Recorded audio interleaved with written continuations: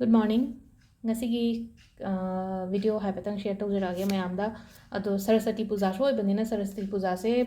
pung se kram kanno lai khoramba pung kya phawa yagadage na haragadi ayukta gi dum hobiraga hai tar ngasa ayuk tawgiba ngai de tawbigre ko do haidi video sidi ngasa nganna hapadina tramnina pung se horen pung 10 ga minute kun phawai manungda tawbiro ko ayukki pung 10 ga minute kun phawai manungda adi ngasai ayuk pung 5 da ta hodre taruk ta hodre kaina khalaseba adu targadi pung 10 ga minute kun phawai manungda dum tawbiba yai ko ado ayukta tawgiba ngai su ko kaisu kaide ko hadi ahingi pung 12 makhai ama saidagi dum yareba puja tawbusidi ado ngasi gi oina haragadi ayukki pung 10:20 se phawai manungda tawbiro ko ado card ki message haipatang hingminarase ko ngasi gi oina ado keno to akoina kai kai katpa yagadage hangakpa yawe ko kai katpa yagadage haibase aina video di tongana semdre ko aina katang thabak se pharak ta dana hai tare aduduna kamaina tawgadage hai kansida kai kai no koina yellow machu ko dress se yaragadi ngasi se ko ngasi se akoi keno su oire ko Saraswati Puja su oire aduga sagon sen su oire ko aduduna yaragadi hangaban machu se setpiyo ngasi gi oina haragadi yellow machu se nupa su ngaire nupi su ngaire yellow machu setpiyo ko aduga lei katpa matam da su ko ngasai gi akoina isordo da ngasai mamang du da hai kaino katpa matam da yellow machu gi athumba yellow machu gi lei adumaina gumba katpi be ai ko aduga angangi boy kolom kari kra suguma mayam se thamaga phajana khoiram be ai ko hadi katkadaba pot ngai se hangapan machu kai ka loi mak le aduga duk thawmai egi thabam to podura dum le no ko haira happy be ai makal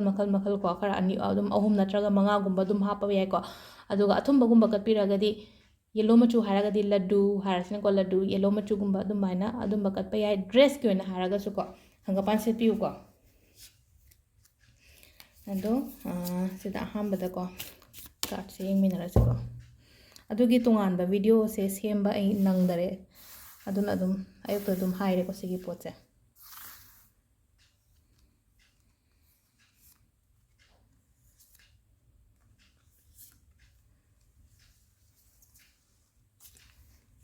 One, two, three.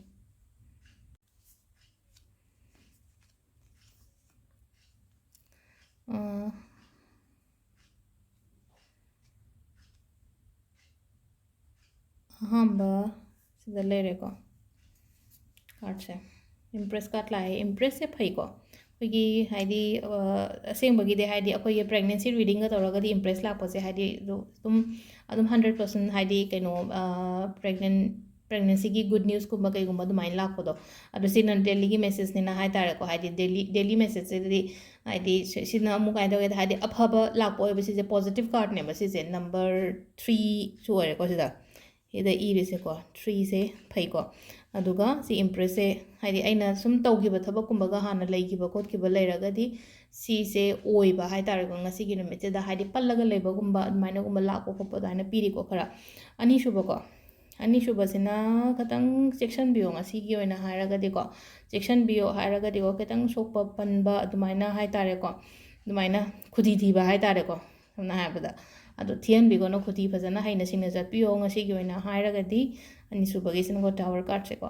aduga ahum shuba sina ko haidi sida charity ne lai ko charity phai ko dum phawa bude ado haidi isa gi oina hai tare ko yam tin ambitious oiba mi gumba oibodo ambitious oiraga su kamaina tawge hai kanjira amum ko haidi imungi matangi kaigi la akanda hetane down chatpa du tawe ko down chatpa low chatpa hai tare ko aduduna haidi adumba mayam do side amda thambiraga hai tare ko aina tawriba thabak tu da amu hena focus tobiba hai tare leina ko imung yumgi problem se dum leidora pone ba dum life ta hai tare ama natraga ama dum leidoro pone ba adu sum khanjal leiraga di ai thabak toba ngamoi ba aduna side amda thambiro aduga aina tawdoriba aina hona doriba pot da phajana onjan biba hai tare ko si sina khoi gi timing card ki message leire ko timing amutang hapetang yengminara se ko timing na karamba matam phage hai badunga si yoina ngasai gi lai khoram baduna tongan mo ogre to ka nungti gi timing sina tongan le ko ngasai gi duna hadi pungbam amu aphaw pi gi bane ba adu si sina mu matek nongma gi do adu maga ai haijira amage ko ado matam se euki pung 5 ga minute 59 dagina 3 ka minute 12 phawum leire adagi 10 ga minute 5 dagina 2 ga minute 13 phawum leire ko aduga nunghengi na pung 3 ga minute 13 dena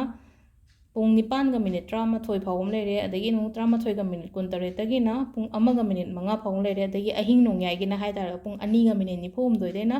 ꯄꯨꯡ 5ꯒ minute 57 ꯐꯥꯎꯕ ꯑꯃ ꯂꯩꯔꯦꯀꯣ ꯅꯣꯡꯉꯥꯜꯂꯝꯗꯥꯏꯒꯤ ꯑꯗꯣ ꯁꯤꯗ ꯂꯩꯔꯦ timing ꯑꯐꯕꯀꯣ